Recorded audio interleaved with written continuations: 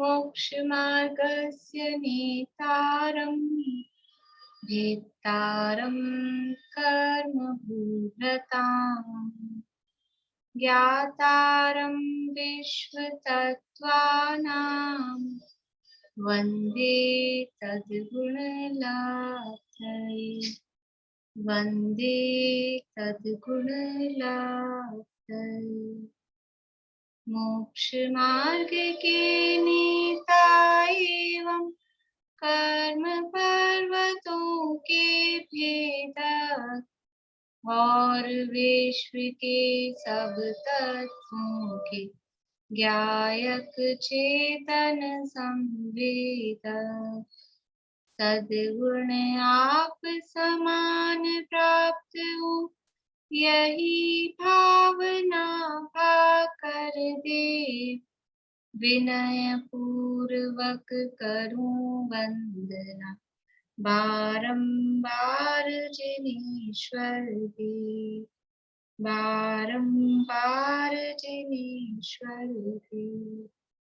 निसंग है जो वायु संग निर्लेप है आकाश से निज आत्म में ही विहरते जीवन न पर की आस से जिनके निकट सिंहादि पशु भी भूल जाते क्रूरता उन दिव्य गुरुओं की अहो कैसी अलौकिक शूरता कैसी अलौकिक शूरता।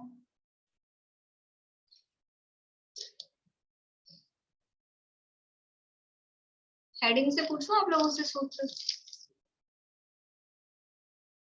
हेडिंग से सुनाएंगे। हेडिंग मतलब जैसे कि जस लक्षण धर्म बताने वाला सूत्र। बोलो पारो। उत्तम त्याग तप उत्तम त्याग से शुरू होता है। क्षमा उत्तम क्षमा आर्जव माधव सत्य। अभी बोला था मैंने पूरा। चलिए पूजा जी बोलिए। अनम्यूट करिए उत्तम क्षमा मार्दव आर्जव शौच संयम त्याग अकिंचन ब्रह्मचर्य। पूरा नहीं हुआ, सब बीच में से रह गए।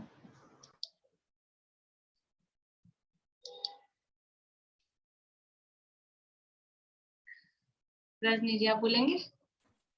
मैं देख के बोल रही हूँ। चलिए बोलिए। उत्तम क्षमा मार्दव आर्जव शौच सत्य संयम तपस त्यागा किंचन ब्रह्मचर्याणि धर्म। बढ़िया। यानी अपन को याद, ये तो इनमें क्या है कि सब ऐसे ही हैं, हेडिंग से याद होने चाहिए सूत्र। क्रम से तो अपन कर ही रहे हैं और हेडिंग से। परिचय का स्वरूप, परिचय का स्वरूप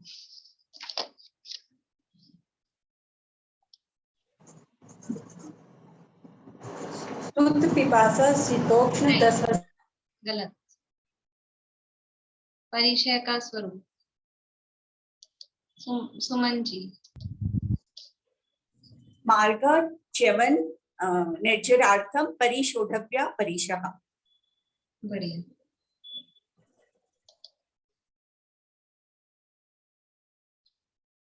एक साथ कितने परिचय हो सकते हैं?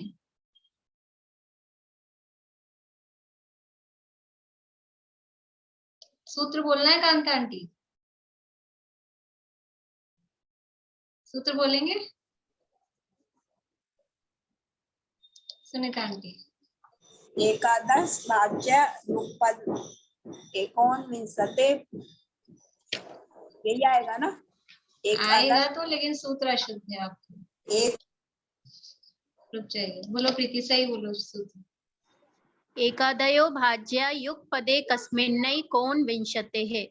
सुनीता आंटी, ऐसा बोला था आपने, एकादश, एकादयो, ठीक है। संवर किसे कहते हैं? संवर किसे कहते हैं?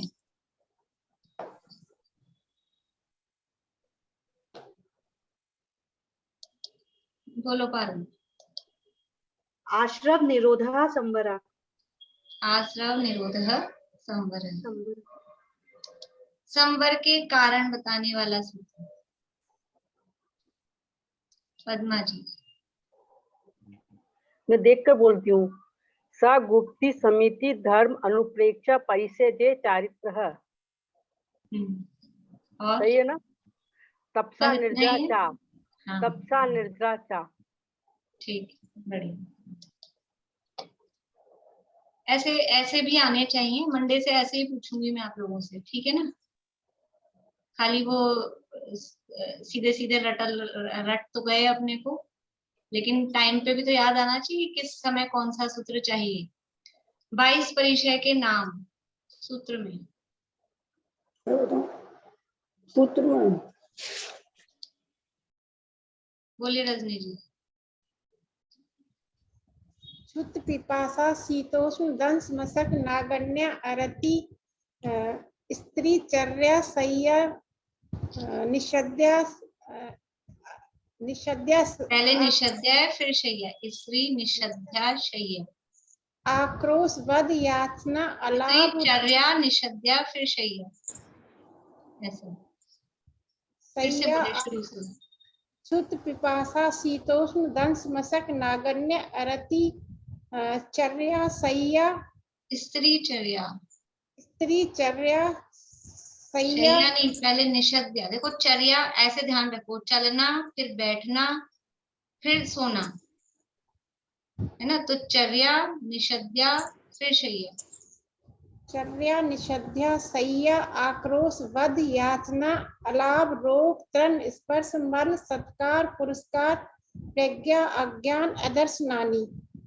बड़ी 12 भावना।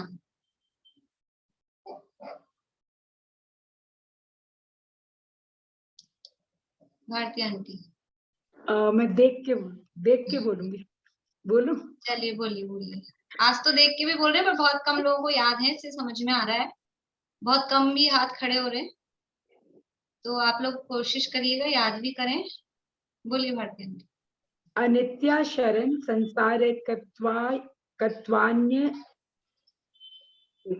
अनित्या शरण संसारे कत्वा एकत्वान्यत्वा शुच्य आश्रव।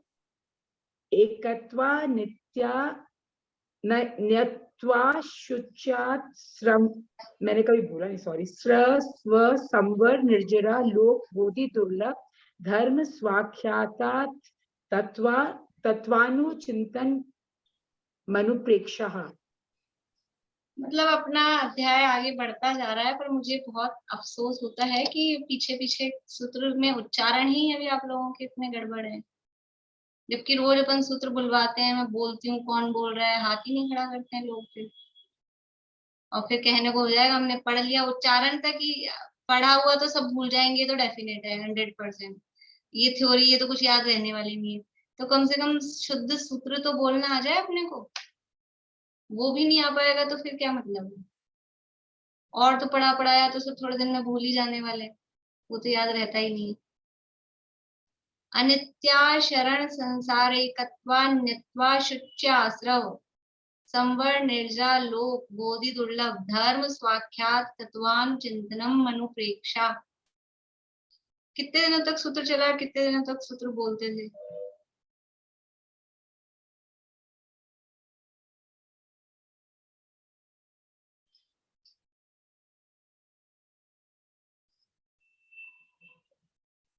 किस गुणस्थान में कौन से परिचय है, इसके सूत्र बताने। किस गुणस्थान में कौन से परिचय है?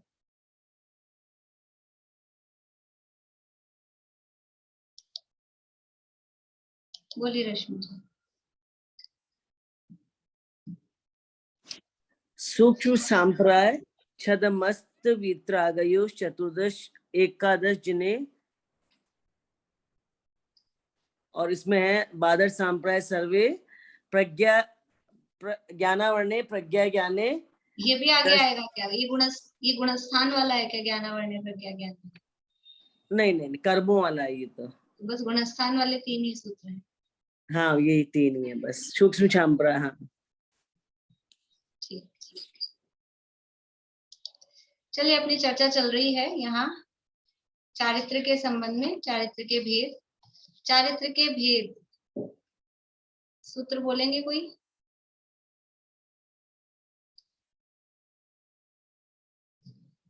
बोलिए वर्षा जी। चारित्र मोहे नागन्या रति। नहीं, चारित्र के ये जो चर्चा चल रही है ना, 18वें नंबर का सूत्र बोलेंगे।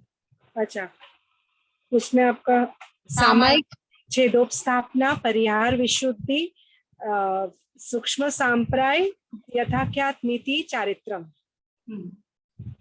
सामयिक छेदोपस्थापना, परिहार विशुद्धि, सूक्ष्म सांप्राय, यथाख्यात्मिति चारित्रम। बोलिए भारती। ये एक चीज पूछ रही थी, इसमें ऐसा कुछ नियम तो नहीं है ना कि ऐसे क्रम से आएंगे, क्योंकि परिहार विशुद्धि तो सबको हो, ऐसा नियम नहीं है ना? कैसा नियम है कि परिहार विशुद्धि? अभी कर रहे हैं अपन चर्चा, वो तो अभी तो अपनी पूरी नहीं हुई ना बात। क्रम पूछ रहे हैं कौन सा चारित्र होगा किसको? नहीं, कि ये क्रम से ऐसे पहला ही आएगा फिर दूसरा ही आएगा, क्रम से ही आएंगे, क्रम से ही। तो परिहार विशुद्धि ये चारित्र होना जरूरी है? जरूरी है कि नहीं है, लेकिन अभी इस चारित्र को बोलने का क्रम यही है, और जरूरी है कि नहीं उसकी चर्चा भी अपन कर रहे हैं। वो चर्चा तो अभी अपन कर रहे हैं। देखिए यहाँ जिस चारित्र की चर्चा है, मुनि दशा में होने वाले चारित्र की चर्चा है। छठे सात्विक गुणस्थान से लेकर जो ऊपर मुनिराज होते हैं, देखो मुनिराज के गुणस्थान कौन से? तो सामान्य रूप से अपन कौन से कहते हैं? मुनिराज के गुणस्थान कहाँ से कहाँ तक हैं? कहाँ से कहाँ तक है मुनिराज के गुणस्थान? मीना चाची। 6 से 12। 6 से 12 सामान्य रूप से मुनिराज के गुणस्थान है। 13वां 14वां गुणस्थान है वो अरहंत भगवान के गुणस्थान है। लेकिन क्योंकि अरहंत भगवान को हम क्या कहते हैं दूसरे शब्दों में?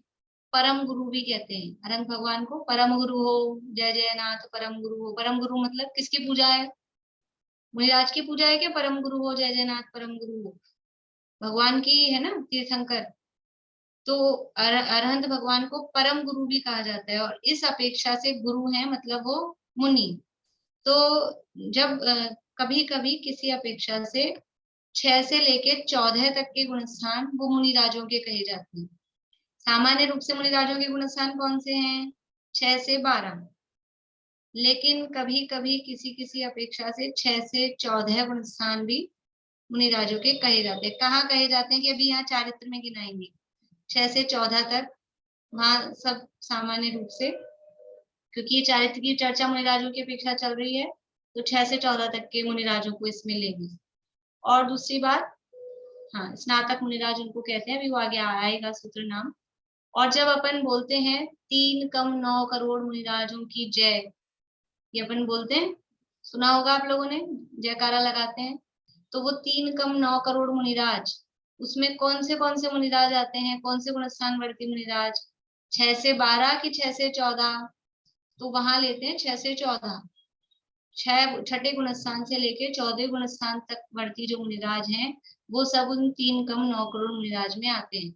अगर आप लोगों को इच्छा होगी, रुचि होगी, तो वो संख्या मैं आपको लिखवा दूंगी कि किस चारित्र में, किस गुणस्थान में कितने मुनिराजों की संख्या, उत्कृष्ट संख्या, मैक्सिमम कितने मुनिराज हो सकते हैं। याद करने की फाउंडेशन नहीं है, आपको इच्छा हो तो लिखा हुआ आपके पास में रहे, लिखवा देंगे, देख लेंगे। अभी अपनी चर्चा चल रही है यहाँ सामायिक और छेदोपस्थापना की चर्चा अपन ने की थी। सामायिक चारित्र और छेदोपस्थापना चारित्र ये छठे गुणस्थान से 9वें गुणस्थान वर्ती सभी मुनिराजों के नियम से होता ही है। देखो अभी अपन इसमें ये भी बात देखेंगे, स्वरूप समझने के बाद में आपको खुद को समझ में आना चाहिए कौन सा चारित्र कंपलसरी है, कौन सा ऑप्शनल है, कौन सा नहीं भी हो तो काम चलेगा, किसके बिना काम नहीं चलेगा। ये भी आपको खुद को अगर समझ में आएगा उसका भाव, तो आपको खुद को समझ में आ जाएगा। तो सामायिक और छेदोपस्थापना चारित्र ये सामान्य है, सब मुनिराजों को होते ही होते हैं। छठे गुणस्थान से लेके 9वें गुणस्थान तक ये दोनों चारित्र होते हैं। फिर तीसरी बात अपन ने देखी थी परिहार विशुद्धि चारित्र। परिहार विशुद्धि चारित्र किसे कहते हैं कि जिस चारित्र में इतनी विशुद्धि या निर्मलता इतनी बढ़ती है कि जीव हिंसा से पूर्ण रूप से निवृत्ति जिस चारित्र में हो जाती है, और इस तरह की विशुद्धि जहाँ होती है उसको परिहार विशुद्धि चारित्र कहते हैं। अब आप लोगों से प्रश्न है, परिहार विशुद्धि चारित्र किसके प्रकट हो सकता है? इसके कल नियम बताए थे, आप लोगों ने लिखे हैं परिहार, और मेरे ख्याल से याद करने की रटने की जरूरत नहीं है, वो तो ऐसे अच्छा लगता है, इंटरेस्टिंग है, अपने आप ही याद हो जाता है। परिहार विशुद्धि चारित्र किनके हो सकता है? मधु भाभी। परिहार विशुद्धि चारित्र छठे से गुणस्थान से 9वें गुणस्थान तक उन मुनिराज हो सकता है तीर्थंकर के पाद मूल में, जो तीर्थंकर के समीप है उनके हो सकता है, उनके पाद मूल में। एक बात तो थोड़ी आपकी ठीक है, लेकिन एक बात तो आपकी गलत है, गुणस्थान सही नहीं है। छठे से 9वें गुणस्थान में नहीं होता है परिहार विशुद्धि चारित्र, और इसको आपको बराबर पॉइंट वाइज, जैसे आप लोगों ने अवधि ज्ञान की मनयपर्य ज्ञान की परिभाषा पॉइंट वाइज याद कर रखी है ना, वैसे ही इसको पॉइंट वाइज याद रखना है, किनके हो सकता है, ऐसा सामान्य कथन नहीं। पूरे जो कल नियम बताए थे दोनों, उन नियम बताने हैं बराबर ढंग से। शशि जी, ये आएगा क्या कि जो जन्म से 30 वर्ष तक गृहस्थ अवस्था में सुखपूर्वक आर्थिक परिस्थिति भी सही हो, सामाजिक इज्जत हो, और फिर 8 साल तक तो वो उनके दीक्षा में उनके पादमूल में रहे हो तीर्थंकर भगवान, ये बातें आएगी क्या? अब आप तो मुझसे पूछ रहे हो, मैं आपसे पूछ रही थी। बोलिए सुनीता भाभी। परिहार विशुद्धि चारित्र के लिए जो कुछ नियम हमने कल देखे, उसमें पहला है कि जन्म से 30 वर्ष तक वह गृहस्थ दशा में सुख से रहा हो। दूसरी, 30 वर्ष के बाद उन्होंने दीक्षा लेनी चाहिए। दीक्षा लेने के बाद 8 वर्ष तक तीर्थंकरों के पादमूल में, इसका मतलब तीर्थंकर के निकट और रहना चाहिए। और उसके बाद प्रत्याख्यान नामक 9वें पूर्व का अध्ययन उन्होंने करना चाहिए, मतलब किया हुआ चाहिए। और प्रतिदिन 3 कोस चलने का उनका नियम हो। संध्या का बस प्रश्न, अगर परिहार विशुद्धि चारित्र किनके हो सकता है, तो उसकी ये कंडीशन है कि 30 वर्ष तक सुखपूर्वक घर में रहे और फिर दीक्षा ले, दीक्षा के बाद में तीर्थंकर भगवान के पादमूल में 8 वर्ष तक रहकर नवा जो प्रत्याख्यान पूर्व है उसका अध्ययन करे, उन्हीं को ये परिहार विशुद्धि चारित्र हो सकता है। ये इतना इसमें जवाब हो गया। प्रश्न क्या था अपना? इतना था कि परिहार विशुद्धि चारित्र किनको हो सकता है। अब इस परिहार विशुद्धि चारित्र वाले जो मुनिराज हैं, उनकी क्या क्या विशेष बातें होती है, उनके लिए और क्या नियम है, जिनको अब ये पहले तो किसको हो सकता है तो उनको हो गया, अब होने के बाद में उनके क्या नियम है वो बताने। बहुत सारे लोग उत्साहित दिख रहे हैं बताने को।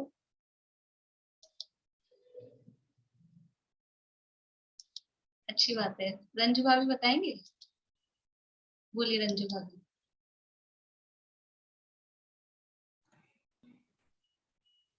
प्रतिदिन 2 कोस विहार करना है और तीनों संध्या काल में विहार का निषेध है उनका, और वर्षा काल में भी गमन का निषेध है।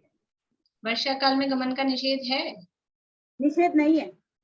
हाँ, निषेध नहीं है। हाँ, तीनों संध्या काल और रात्रि में गमन का निषेध है, वर्षा काल में गमन का निषेध नहीं है। और प्रतिदिन 2 कोस गमन का नियम। ठीक है, ये उनकी विशेष बातें हैं।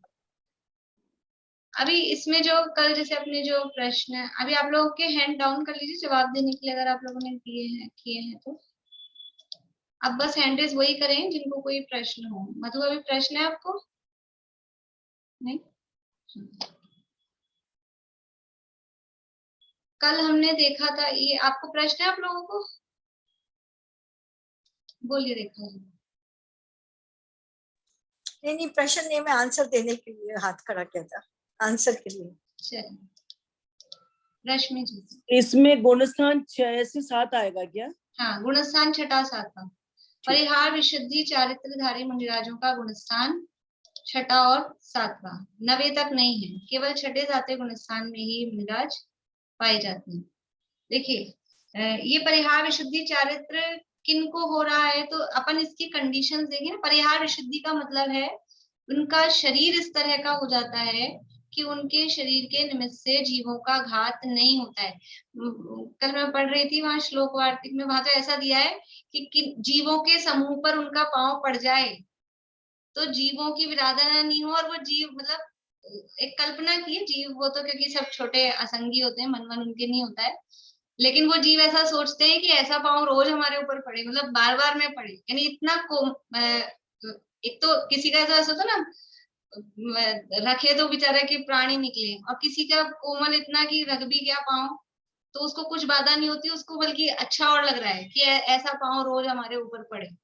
मतलब इस तरह का उनका शरीर कैसे हो जाता है, अंदर विशुद्धि इतनी होती है, पुण्य समझ लीजिए, इतना पुण्य का उदय इस तरह का होता है कि शरीर के वर्गणाए परमाणु भी ऐसे हो जाते हैं, और अंदर पवित्रता, अकेला पुण्य नहीं, पुण्य तो बहुत जीवों के होता है, पुण्य के साथ में इसलिए हम जो शब्द ले रहे हैं विशुद्धि, विशुद्धि का मतलब है वो पवित्रता।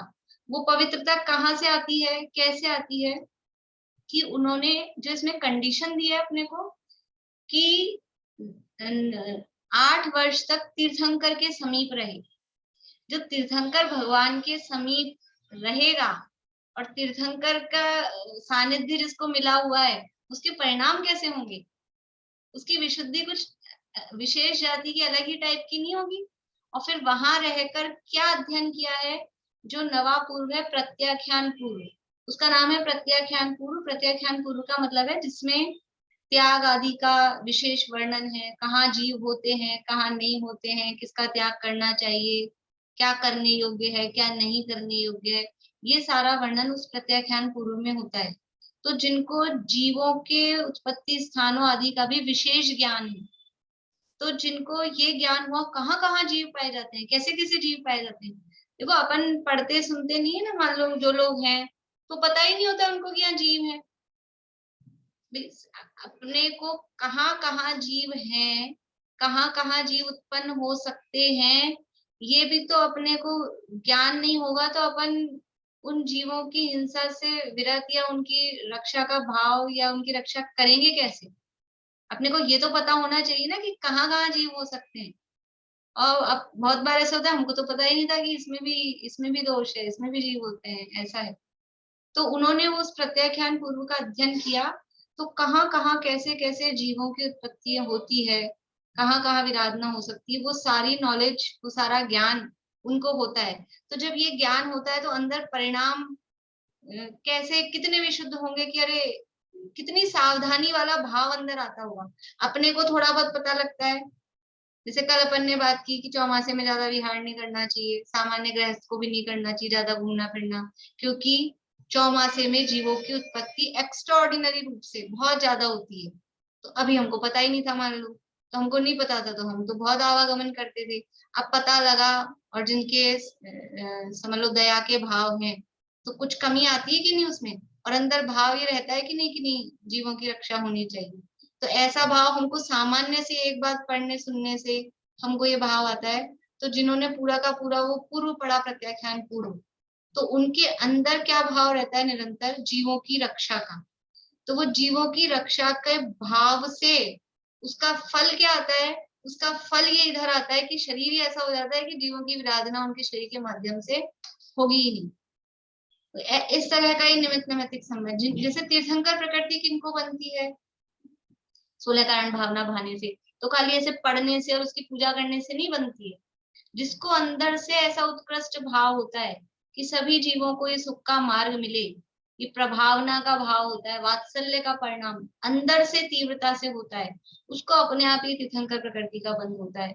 ऐसे ही जिस जीव को अंदर से जीवों की रक्षा का, जीवों के प्रति दया का परिणाम, तो वो किस जीव को होगा उतना उत्कृष्ट परिणाम कि अपने को नहीं हो जाएगा, अपन सोचो हमको भी है, वो तो वहां जो मुनि दशा में ही, क्योंकि परिहार विशुद्धि चारित्र है ना मुनिराजों की, तो उन मुनिराजों में भी आप सोचो कि यद्यपि सभी मुनिराज एक से हैं, इनका शय चौकड़ी के अभाव पूर्वक वितरागता वाले भाव लेंगे, लेकिन फिर भी किन्हीं किन्हीं मुनिराजों को वो जो तीर्थंकर का सानिध्य मिला और वो जो नवे पूर्व का अध्ययन किया, तो इतनी विशुद्धि और इतनी अंदर जीवों की दया का परिणाम इस तरह का होता है कि वो उसका इफेक्ट वो शरीर में भी आता है।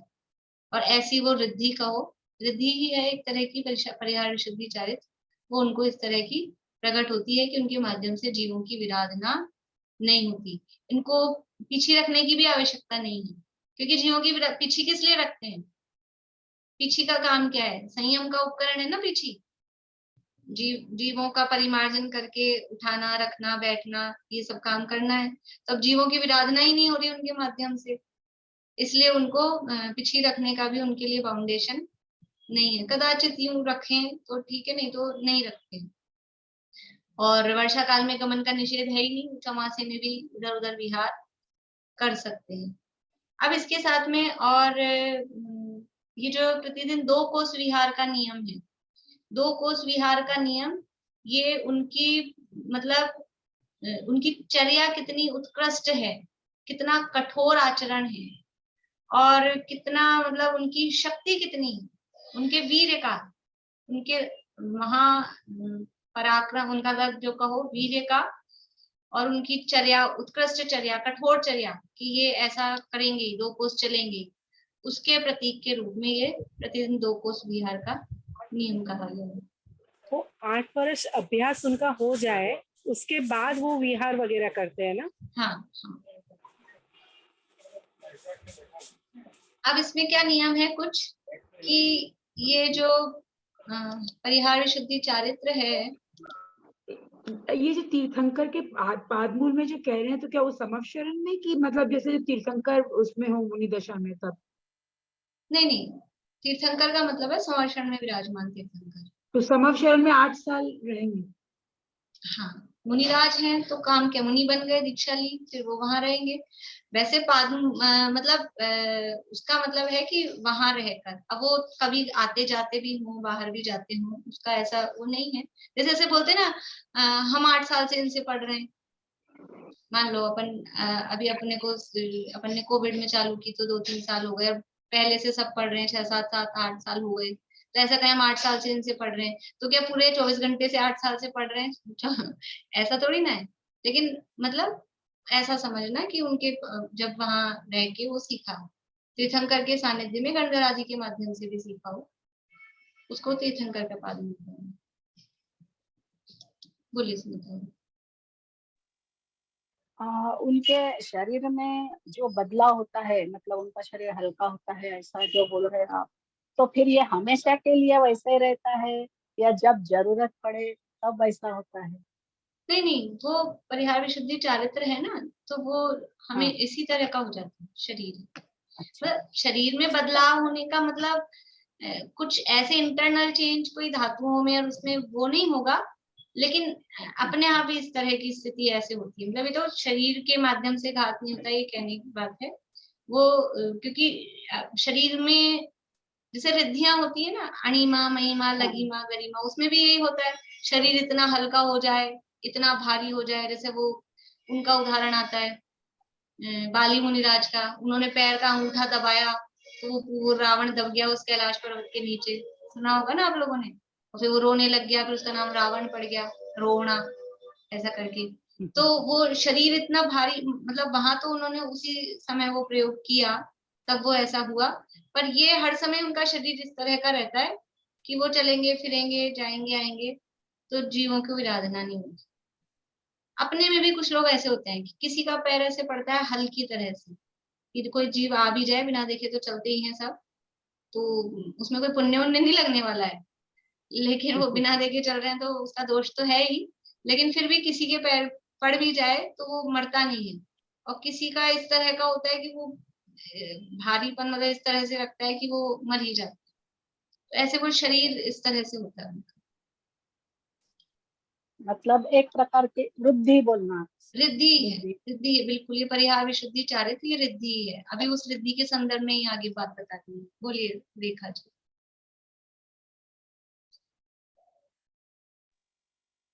मैं ये पूछ रही थी कि ये जब क्या पंचम काल में भी पॉसिबल है क्या, क्योंकि तीर्थंकर तो चौथे काल में रहते हैं।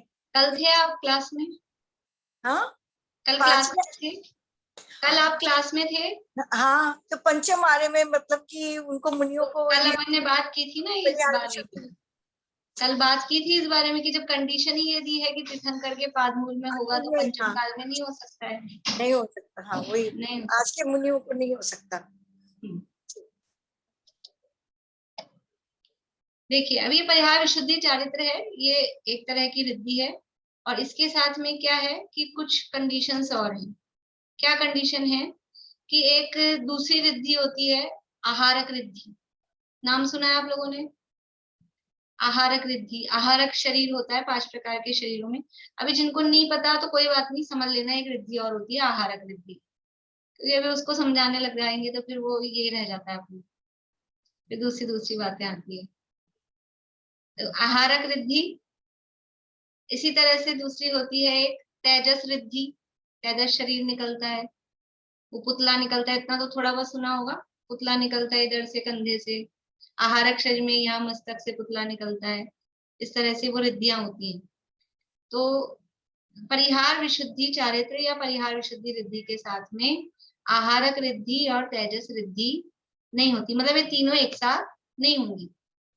तीनों में से किसी जो भी मुनिराज हैं उनको एक ही होगी। ठीक है, इन तीनों का एक साथ रहने में विरोध है। आहारक रिद्धि या आहारक शरीर कहो, आहारक शरीर, तेजस शरीर और ये परिहार विशुद्धि चारित्र, ये तीनों एक साथ नहीं हो सकती। और भी कुछ चीजें हैं जो इसके साथ में नहीं हो सकती हैं। मनः परे ज्ञान,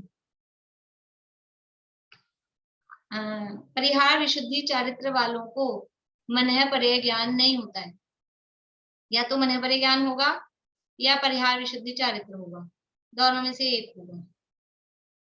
ठीक है, परिहार विशुद्धि चारित्र वालों को मनः परे ज्ञान भी नहीं होता है। या इस तरह से लिखें कि मनः परे ज्ञान और परिहार विशुद्धि चारित्र ये दोनों एक साथ नहीं होते।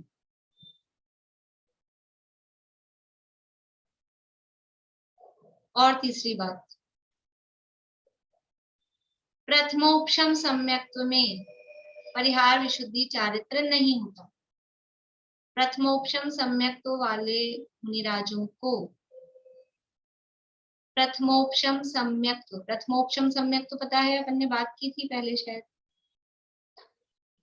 प्रथमोपशम सम्यक्त्व के साथ परिहार विशुद्धि चारित्र नहीं होता।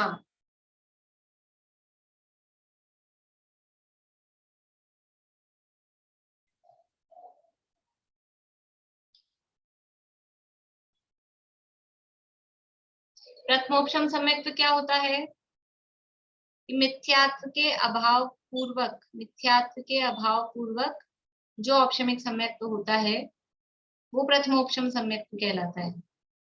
मिथ्यात्व के अभाव पूर्वक, मिथ्यात्व और अनंतानुबंधी कषाय के उपशम से जो सम्यक्त्व होता है वो प्रथमोपशम सम्यक्त्व कहलाता है। तो प्रथमोपशम सम्यक्त्व के साथ में परिहार विशुद्धि चारित्र नहीं होता है।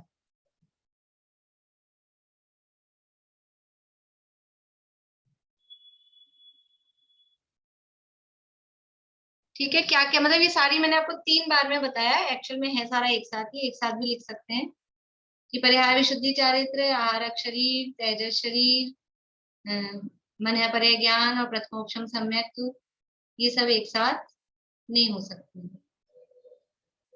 ठीक है ना।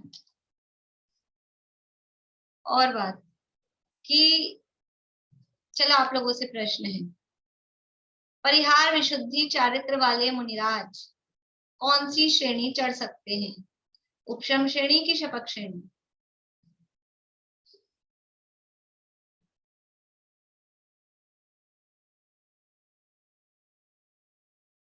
बस एक दो लोग ही जवाब दे रहे हैं।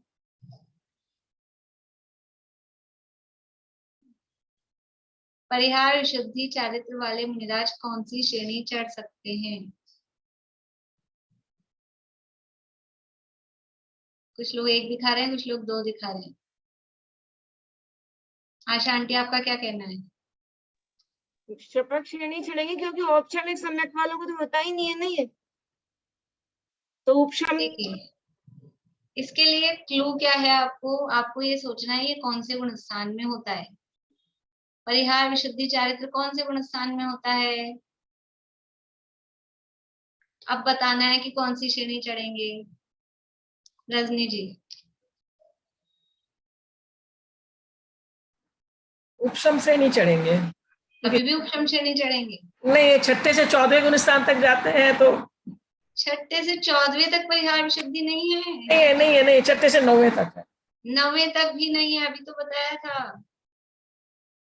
अब आप लोगों की पहले तो मैं इनसे मांग मांग के कॉपियां चेक करने को लेती थी कि भैया ठीक करा लो, कॉपी चेक कर, आप क्या लिख लेते हो, कैसे पता लगेगा? बोलिए भाई साहब। श्रेणी चढ़ने के लिए तो चारित्र छोड़ना पड़ेगा, उसके बाद जो श्रेणी चढ़ पाएंगे। हाँ, इस चारित्र के गुणस्थान ही कौन से कहे हैं? छठा और सातवां श्रेणी कौन से गुणस्थानों में होती है? इसमें कोई श्रेणी नहीं चढ़ पाएंगे। श्रेणी तो 8वें गुणस्थान से होती है, इसलिए इस चारित्र में श्रेणी है ही नहीं, श्रेणी है ही नहीं। ठीक है ना। तो इस चारित्र के साथ में कोई मुनिराज श्रेणी नहीं चढ़ सकते। इस चारित्र के साथ में श्रेणी चढ़ना संभव नहीं है, क्योंकि परिहार विशुद्धि चारित्र छठे सातवें गुण से, क्योंकि रिद्धि है ना, रिद्धियों के साथ में, रिद्धि है, उपाधि है, बोझा है, उसके साथ में बोझा लेके पहाड़ चढ़ना, अब भले अपन चढ़ लो पर यह इम्पॉसिबल है। कोई उपाधि लेके श्रेणी चढ़ना वो पॉसिबल नहीं है। कोई आचार्य श्रेणी चढ़ सकते हैं कि नहीं चढ़ सकते? आचार्य नहीं चढ़ सकते। और उपाध्याय चढ़ सकते हैं। और मुनिराज साधु चढ़ सकते हैं। आचार्य उपाध्याय पद है, आचार्य उपाध्याय पद के साथ में श्रेणी चढ़ना संभव नहीं है। ऐसे ही परिहार विशुद्धि रिद्धि है, ये उपाधि है, उसके साथ में श्रेणी चढ़ना संभव नहीं है। तो क्या हुआ मतलब अपनी बात कि परिहार विशुद्धि चारित्र वाले मुनिराज का श्रेणी चढ़ना संभव नहीं है, गुणस्थान ही नहीं है उसमें। 8वें गुणस्थान में परिहार विशुद्धि चारित्र ही नहीं है, तो कैसे होगा? इसलिए उनका श्रेणी चढ़ना संभव नहीं है। सिंपल सी बात है, और कुछ आपको समझ में आया नहीं है कि इस चारित्र के गुणस्थान छठा और सातवां ही है और श्रेणी है 8वें गुणस्थान से, इसलिए इस चारित्र के साथ में श्रेणी चढ़ना संभव नहीं है।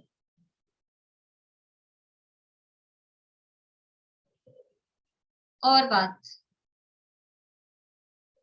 बोलिए शमिला। साधु चढ़ सकते हैं कि श्रेणी? फिर साधु भी नहीं चढ़ पाएंगे तो फिर कौन चढ़ेगा? गृहस्थ। साधु नहीं चढ़ेंगे तो कौन चढ़ेगा? साधु चढ़ेंगे, ये पद की वजह से नहीं चढ़ पाएंगे। साधु पद नहीं है, साधु पद नहीं है। आचार्य उपाध्याय वो पोस्ट है, वो पद है। साधु तो सामान्य स्वरूप है मुनिराज में, इसलिए मुनिराज साधु बन के आचार्य भी होंगे, वो आचार्य पद छोड़ के सामान्य साधु होते हैं। फिर वो श्रेणी चढ़ते हैं, समाधि मरण करना हो तो भी समाधि मरण पद छोड़ के किया जाता है।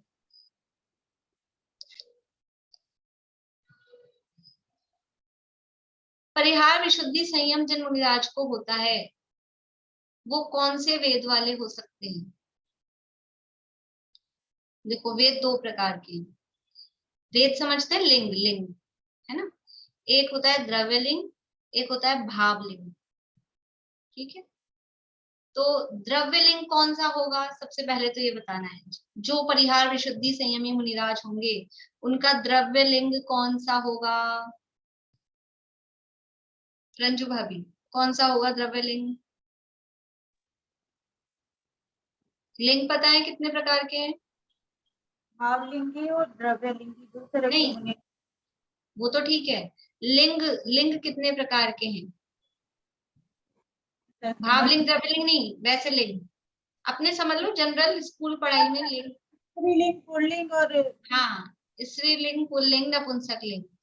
तो अब ये बताना है कि जो मुनिराज है परिहार विशुद्धि चारित्र वाले, वो बाहर से द्रव्य लिंग उनका कौन सा होगा? स्त्रीलिंग होगा, पुरुष लिंग होगा कि नपुंसक लिंग होगा? पुरुष लिंग। पुरुष लिंग, ठीक है। यानी द्रव्य वेद तो पुरुष, जो भी कोई मुनिराज है द्रव्य वेद तो पुरुष का ही होगा। स्त्री वेद, द्रव्य स्त्री वेदी या द्रव्य नपुंसक वेदी कोई मुनि नहीं बन सकता। यानी बाहर में स्त्री का शरीर हो कि नपुंसक का शरीर हो तो मुनि दशा नहीं हो सकती है। अब दूसरी बात है भाव वेद।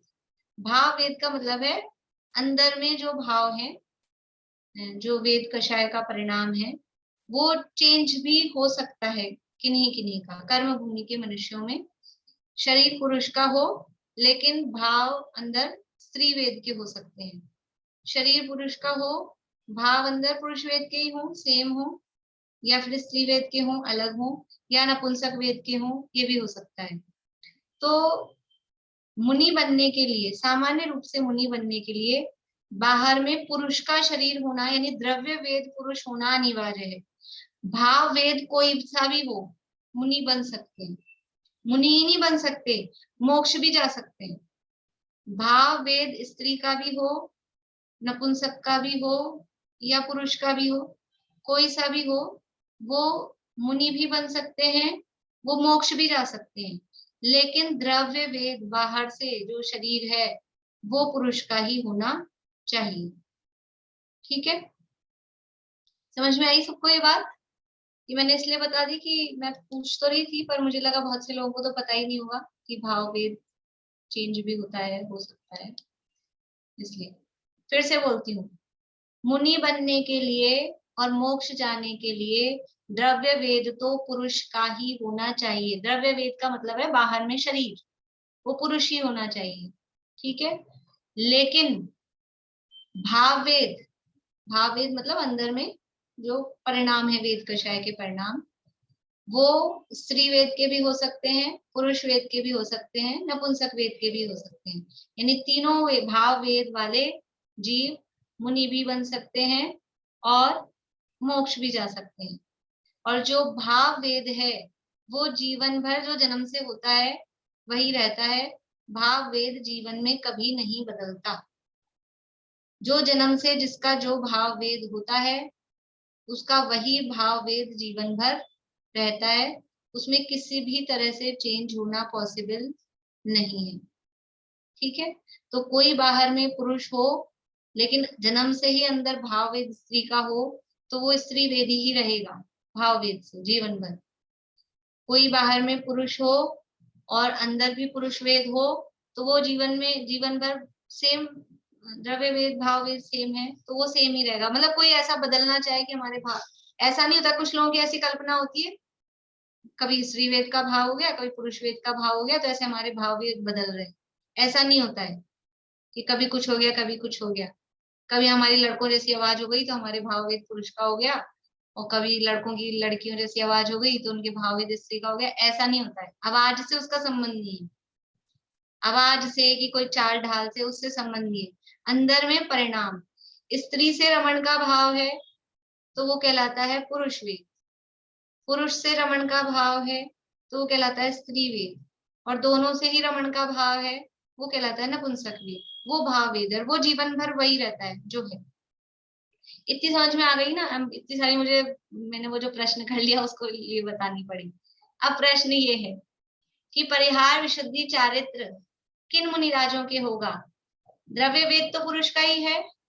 भाव वेद अगर उनका चेंज है, स्त्री वेद है कि अगर नपुंसक वेद है, तो क्या ऐसे स्त्री वेदी या नपुंसक वेदी जो मुनिराज हैं भाव वेद वाले, उनको परिहार विशुद्धि चारित्र हो सकता है क्या? तो कहते हैं नहीं होगा। भाव पुरुष वेद वाले जो मुनिराज हैं उन्हीं को परिहार विशुद्धि चारित्र होगा। दूसरे यानी वेद विषमता, उसको बोलते हैं वेद विषमता, कि द्रव्य वेद तो पुरुष का है और भाव वेद स्त्री का है, नपुंसक का है, तो ये चेंज हो गया ना, विषमता हो गई। वेद विषमता में परिहार विशुद्धि चारित्र नहीं होता। सेम वेद होना चाहिए, द्रव्य वेद भी पुरुष का, भाव वेद भी पुरुष का, तभी परिहार विशुद्धि चारित्र प्रकट होगा। ये जो वेद है वो तो 9वें गुणस्थान में उनके फिर तो बंद नहीं होता है, तो आपने बोला ना मोक्ष भी जा सकते हैं, वो भाई 9वें तक का ही, 9वें तक का ही लेके 9वें तक में जो वेद था उसके आधार पे उसको भूत नैगम्य से कहते हैं। ये स्त्री वेद से मोक्ष गए कि पुरुष वेद से मोक्ष गए, अब ये सूत्र आने वाला है 10वें अध्याय में। तो भूत नैगम्य से कहते हैं। ये श्वेतांबर धर्म में जो मल्लिनाथ भगवान को स्त्री का वो लोग बताते हैं, तो वो हो सकता है उनको स्त्री वेद है? नहीं, तीर्थंकरों के वेद विषमता नहीं होती है। तीर्थंकर जो हैं द्रव्य से भी पुरुष वेदी होते हैं, भाव से भी पुरुष वेदी ही होते हैं। तीर्थंकरों के वेद विषमता नहीं होती है, लिख लीजिए नियम है। इसलिए श्वेतांबर मत में जो कहा जाता है मल्लिनाथ भगवान स्त्री थे, तो कुछ लोग उसको ऐसा कर देते हैं कि वो भाव स्त्री वेदी होंगे। नहीं, तीर्थंकर भगवान के वेद विषमता नहीं होती, तो भाव स्त्री वेद भी पॉसिबल नहीं है किसी भी तरह से। तीर्थंकरों के द्रव्य वेद भी पुरुष, भाव वेद भी पुरुष ही होता है। इतने महान पुण्यशाली जीव, ये वेद विषम, अभी यहाँ मना किया ना, परिहार विशुद्धि चारित्र में ही नहीं है वेद विषमता। आहारक रिद्धि में वेद विषमता में पॉसिबल नहीं है, तो जब ये विशेष चीजें वेद विषमता में पॉसिबल नहीं है। वेद विषमता होना ये कोई बहुत अच्छी बात नहीं है, लेकिन फिर भी मोक्ष जाने के लिए बाधक नहीं है। अगर मोक्ष जाना का है तो ठीक है, पर ये विशेष अगर रिद्धियां ये कुछ हैं, विशेष क्वालिटी, तीर्थंकर बनना है, तो वेद विषमता नहीं है। बोलो। जैसे अपने ब्रह्म योग में बताते हैं कि जो मोक्ष जाने वाले हैं जिस भव से, तो उनको भी विशेष वो शक्तियां होती है, तो उसमें भी ये भाव विषमता चलती है, वेद विषमता और ये सब हो सकती है। पहला वाक्य आपका समझ नहीं आया, फिर से बोलिए। जैसे अपन प्रथमान योग पढ़ते हैं, उसमें ये लिखा होता है कि भाई ये मोक्षगामी जीव है, तो उसको विशेष कुछ होते हैं सभी कुछ उनके साथ, तो उनको फिर ये सब वेद जैसे जो महापुरुष है ना, जो महापुरुष है, महापुरुषों को वेद विषमता नहीं होती, नहीं होती है ना। हाँ, ये वेद विषमता तो हीन पुण्यशाली जो सामान्य है। मतलब ज्योति जी मैं समझ नहीं पाई, आपने बोला हेलो, हाँ बोलिए। आपने बोला ना मुनि बनने के लिए द्रव्य वेद यानी बाहर से पुरुष का ही होना चाहिए, और अंदर से चाहे उसका स्त्री हो, चाहे नपुंसक हो, चाहे कोई भी हो, वो मोक्ष जा सकता है। हाँ, और लेकिन तीर्थंकर का वेद जो वो बाहर से भी अंदर से भी पुरुष का ही हो। और इसमें जो आपने बताया कि परिहार विशुद्धि चारित्र में क्या जिसे नहीं हो सकता, ये अंदर बाहर का नहीं, परिहार विशुद्धि चारित्र में भी अंदर बाहर सेम होना चाहिए। अच्छा, सेम होना चाहिए, ठीक है। मतलब मोक्ष जाने वालों में दो कैटेगरी हो गए, एक तीर्थंकर वालों की अलग कि जो वेद से समान है, और एक ऐसे लोग कि जो द्रव्य विषमता वाले भी मोक्ष जा सकते। वेद विषमता, हाँ, वेद विषमता वाले भी। अभी अपने 10वें अध्याय में सूत्र आएगा, उसमें ये ऐसा कंपैरिजन करेंगे, कितने जीव स्त्री वेद से मोक्ष जाने वाले हैं, कितने नपुंसक वेद से मोक्ष जाने वाले हैं, कितने पुरुष वेद से मोक्ष जाने वाले हैं, कौन ज्यादा है कौन कम है। बहुत अच्छा सूत्र है, बहुत सारे कंपैरिजन और बहुत सारी बातें जानने को मिलेगी। बहुत अच्छा है 10वां अध्याय में, सबसे छोटा है। आप लोग जिन्होंने एक भी अध्याय याद नहीं किया हो, कम से कम 10वां अध्याय तो कर लीजिएगा, 9 ही सूत्र रहेंगे उसमें।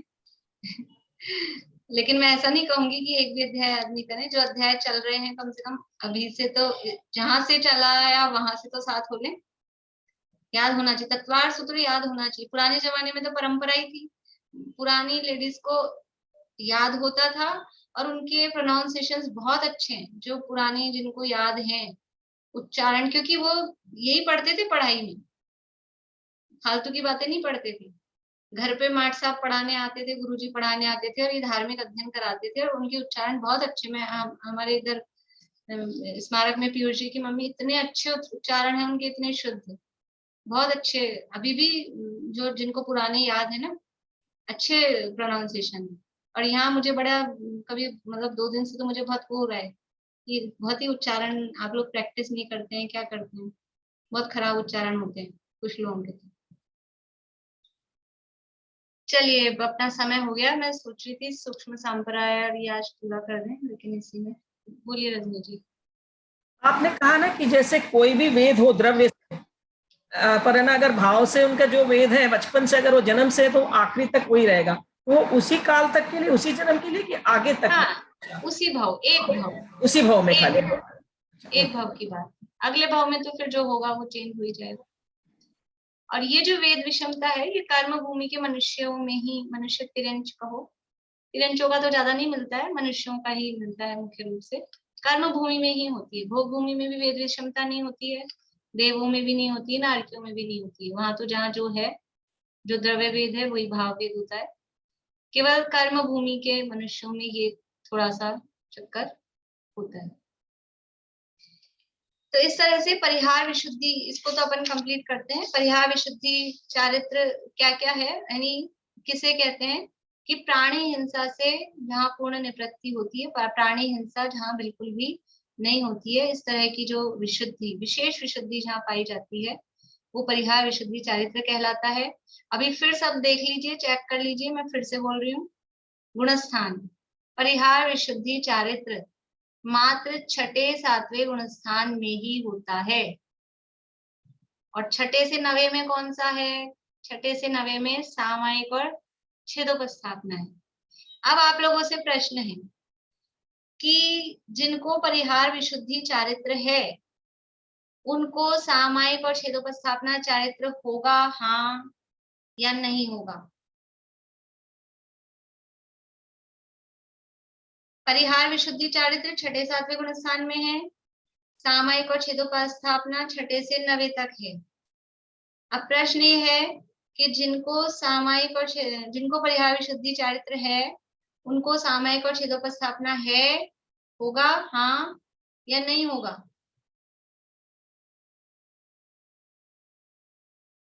ऐसा वाला हाथ नहीं दिखाना है, ये उंगली दिखानी है, 1 या 2। बढ़िया, बहुत लोगों के सही जवाब हैं, पर गलत जवाब वाले भी हैं, पर गलत जवाब वाले कम हैं। होगा। अभी आपको थोड़ी देर पहले कहा था मैंने शुरू में कि सामायिक और छेदोपस्थापना चारित्र तो होते ही हैं, वो तो कंपलसरी है।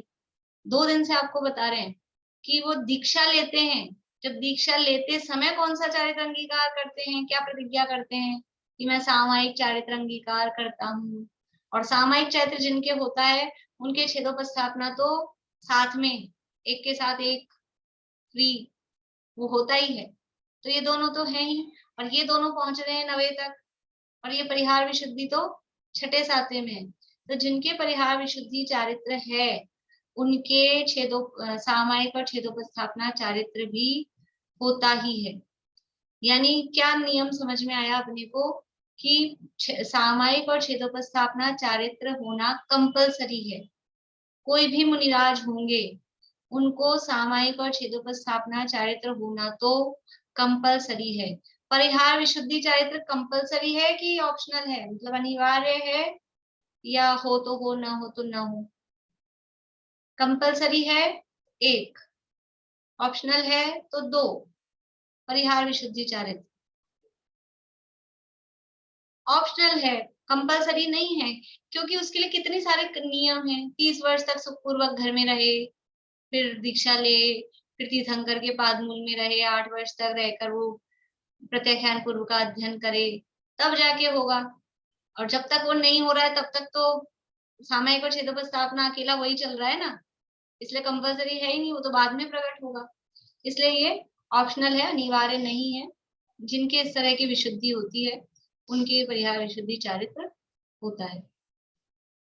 इस तरह से अब समय अपना हो गया है, फिर सूक्ष्म संप्राय और यथाख्याचार्य की चर्चा अपन मंडे को कर पाएंगे। आज अपना पूरा नहीं हो पाया है, मंडे को इसको अपन पूरा कर लेंगे। उसमें ज्यादा वर्णन भी नहीं है, बहुत ज्यादा। और ये मेरे ख्याल से आप लोगों को याद हो गई होंगी ये कंडीशंस वगैरह ना, कुछ नहीं बोली रजनी जी? ये सामयिक शतक स्थापना में पहुंचने के लिए उनका वापस से परिहार विशुद्धि छूटता होगा? नहीं, वो 9वें तक कैसे जाएंगे? हाँ, 7वें से ऊपर जाने में तो परिहार विशुद्धि फिर वही छूटेगा ही ना, वो छूट जाएगा ना, उसके बाद ही ऊपर जाएंगे ना। 7वें से ऊपर जाने में, लेकिन 6ठे 7वें में बने हुए हैं तो परिहार विशुद्धि भी है, सामयिक शतक स्थापना भी, तीनों ऊपर जाएंगे तो ये छूट जाएगा। हाँ।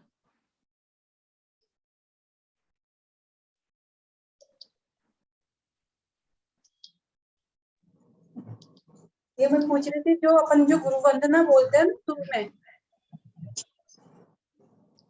हाँ, तो वो क्या अपन अभी चौके के अंदर मुनिराज आए तो अपन बोल सकते हैं?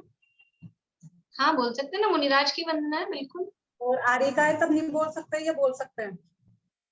नहीं बोल सकते ना भाई, है तो मुनिराज की वंदना, इसलिए फिर वो एकदम सामने ही जो हो तो फिर वो है तो गुरु। तो गुरु आए जब भी बोल सकते हो, मुनिराज आए जब भी बोल सकते हो। बोलिए। ये 30 वर्ष और 8 वर्ष सब काल में होता है क्या? एक ही है क्या 30 वर्ष 8? जैसे आदिनाथ के काल में तो आयु कितनी होती है और महावीर स्वामी के काल में आयु कितनी सी होती है? तो 30 ही वर्ष होता है क्या सब में? ये ही नियम दिया है, मतलब ऐसा उसमें काल का फर्क नहीं दिया कि आयु के हिसाब से उसको रेशो नहीं दिया। इतना ही नियम दिया है, तो इतना ही होता होगा, चाहे कुछ भी हो। ठीक ठीक। ये परिहार विशुद्धि वाले श्रेणी छड़े तो शपथ ही छड़ते होंगे? ऐसा कुछ नियम नहीं है, तीर्थंकरों का ही नियम नहीं है, तीर्थंकर भी उपशम से नहीं चढ़ सकते, इसलिए ऐसा कोई नियम नहीं है कि शपथ ही चढ़ते होंगे।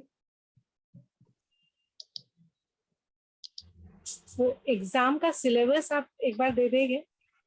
सिलेबस मैंने भेजा था 2-3-4 दिन पहले शायद, पूरा 1 से 18 सूत्र में यहाँ पुस्तक में जितना है वो, और मैंने कुछ प्रश्न भेजे थे आप लोगों को वो, और जैसे परिहार विशुद्धि के संबंध में अपन ने जो एक्स्ट्रा ही लिखा है वो, और भी, और मैं या तो आज और पूरा देख के बता दूंगी। बाकी बुक का तो जितना है ना 1 से 18 सूत्र तक का वो आएगा ही।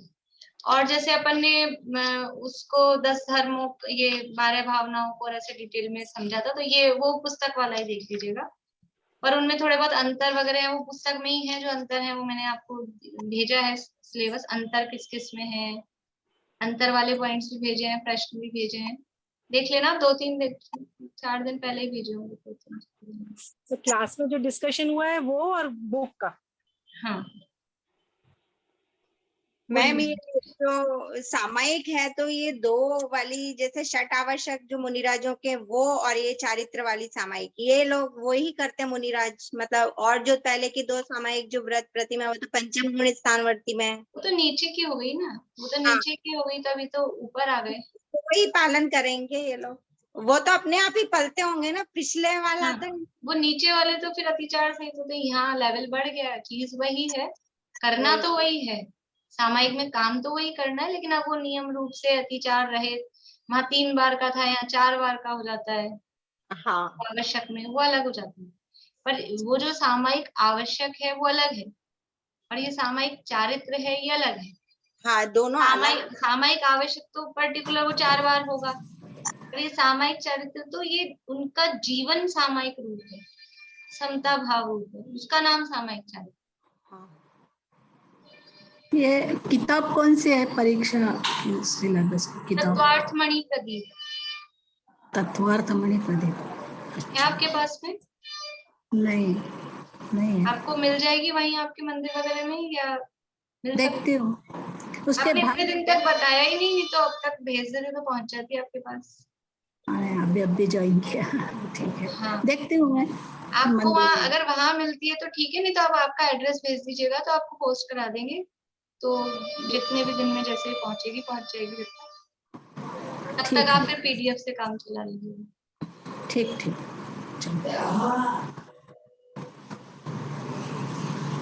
चलिए, और किसी की कोई समस्या नहीं है?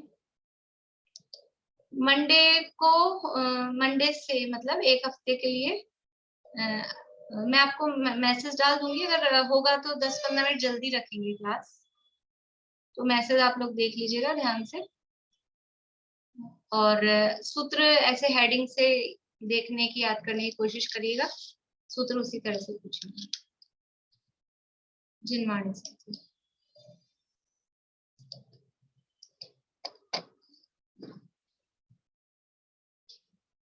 स्याद्वादन षट द्रव्य गुण पर्याय और प्रमाण का, जड़ कर्म चेतन बंध का, कर्म के अवसान का, कह कर स्वरूप यथार्थ जग का, जो किया उपकार है, उसके लिए जिनवाणी माँ को वंदना शत बार है, वंदना शत बार।